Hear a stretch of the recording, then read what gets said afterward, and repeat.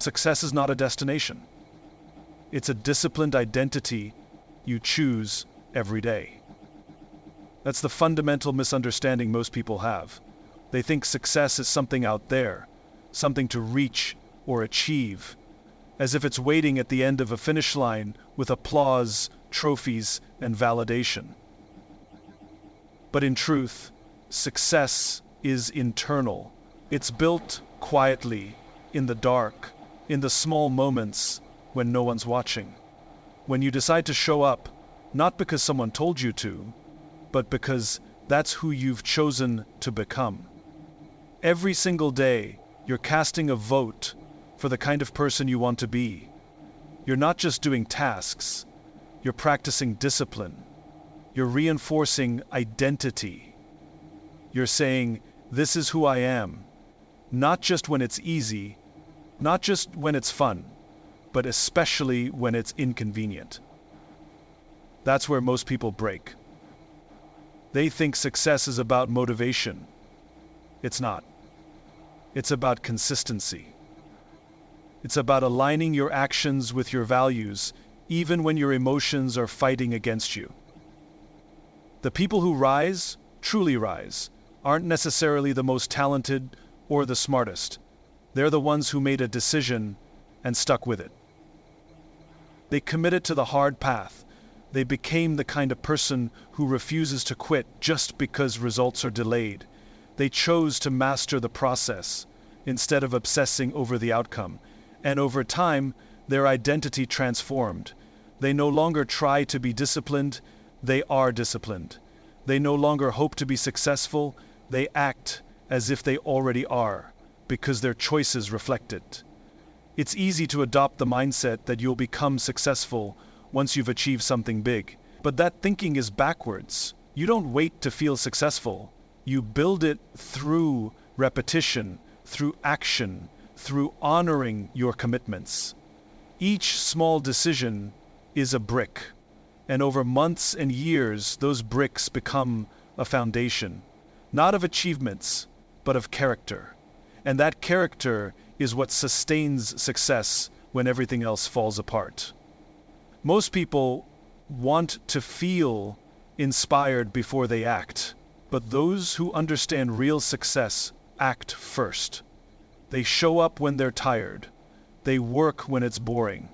They train when there's no spotlight. Because their standard isn't set by feelings, it's set by who they've decided to be. That's the difference. That's the edge. You don't find success, you become it. You don't stumble upon discipline, you cultivate it. And the irony is, once you stop chasing success as an outcome and start living it as an identity, you begin to attract the very results you once chased so hard. But by then, you're no longer doing it for applause or recognition. You're doing it because it's who you are, because you've built something unshakable within. Most of your progress will be invisible to everyone but you. And that's one of the most frustrating parts of the journey. You'll show up day after day, working on yourself, pushing past your limits, staying disciplined when no one else is watching. And it will feel like no one notices.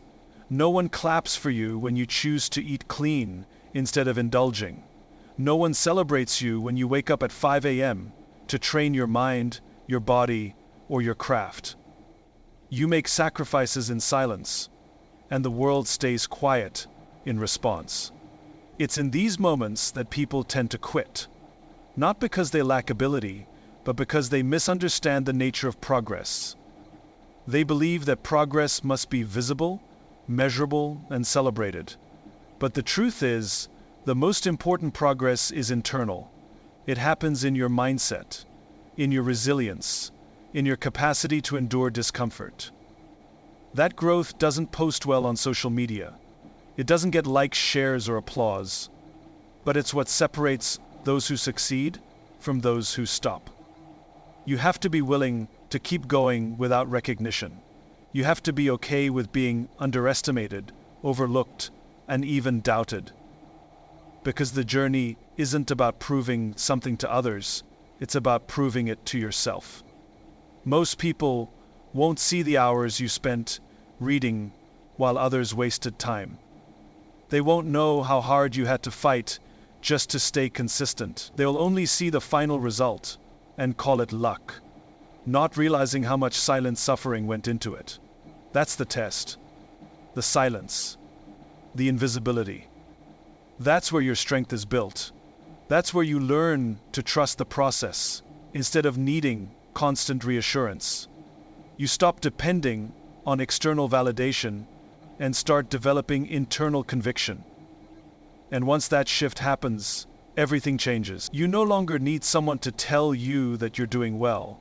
You know you're doing well because you feel it in your habits, your discipline, your growth. Most people are addicted to instant results. They want transformation in days, success in weeks, mastery in months. But the reality is far slower. It's boring, it's repetitive, it's lonely, and that's exactly why no one sees. They're not willing to build in silence. But those who do, those who understand that invisible progress is still progress, develop something far more powerful than skill. They develop identity. You don't become great because others say you are.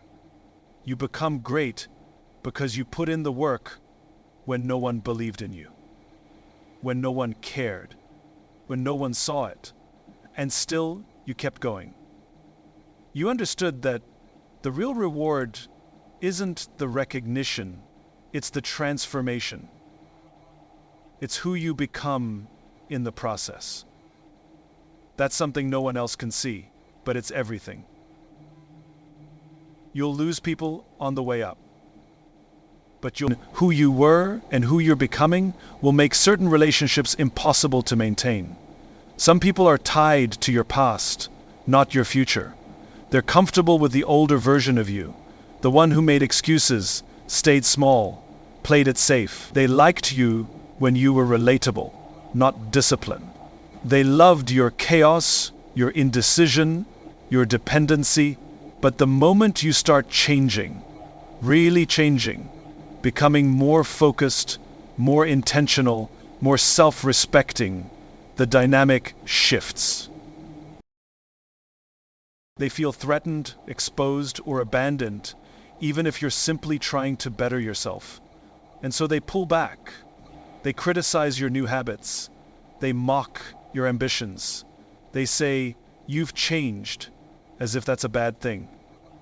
But deep down, it's not about you. It's about what your growth reflects back to them. Your evolution reminds them of their stagnation. Your commitment reminds them of their avoidance. And instead of rising with you, many will choose to stay where they are. That's not cruelty. It's human nature. This is where many people struggle. They begin to question themselves.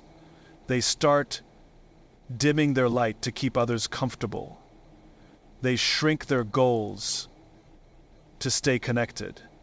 But you can't walk into your future while dragging the weight of who people expect you to be. At some point you have to decide, is your growth worth the discomfort of separation?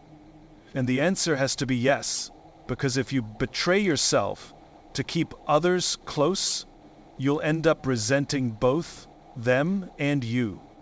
Losing people hurts. It's not something you get used to, and it's not something to take lightly. But what you gain in return is clarity. You find out who really supports your evolution, not just in words, but in action. You find out who sees you not just for who you were, but for who you're becoming. And more importantly, you begin to find yourself in the silence that follows. The empty spaces left behind by others become filled with your own voice, your own direction, your own truth. The higher you go, the quieter it becomes. Not because the world stops talking, but because you stop needing noise. You stop needing validation. You stop trying to be understood by people committed to misunderstanding you. And what you discover in that silence is strength. You realize you're capable of standing alone, and that's when you become unstoppable. Because the person who no longer fears being alone is the person who can truly lead, build, and rise without compromise. Comfort is the silent killer of all ambition. It doesn't announce its arrival. It doesn't make a dramatic entrance. It slips in quietly, disguised as well-earned rest, disguised as stability, disguised as peace, and before you know it, the hunger you once had to improve, to grow, to stretch beyond your current limits begins to fade. You tell yourself you're just taking a break, but that break becomes a habit. That habit becomes your new baseline, and slowly, without even realizing it, you stop reaching. The danger of comfort is that it feels good. It rewards you just enough to convince you to stay. It whispers, "You've done enough. You deserve to relax. You've worked hard already." And while rest has its place, comfort seeks permanence. It tries to make you settle. It seduces you into mediocrity by convincing you that striving is unnecessary, that growth is optional. But the truth is, comfort never leads to greatness. It leads to stagnation, complacency, and eventually regret. Success doesn't grow in comfort zones. Growth doesn't happen when everything is easy, when you're always safe, when you're surrounded by familiarity. It happens in resistance, in friction, in pressure. That's where the breakthroughs are born. That's where you find your edge. And most people never get there, because the moment they feel discomfort, they interpret it as a signal to stop. They confuse discomfort with danger. But discomfort is a signal of progress. It means you're stretching. It means you're alive. The people who rise the highest are not the ones who had the easiest paths. They're the ones who became addicted to growth. They learned to delay gratification.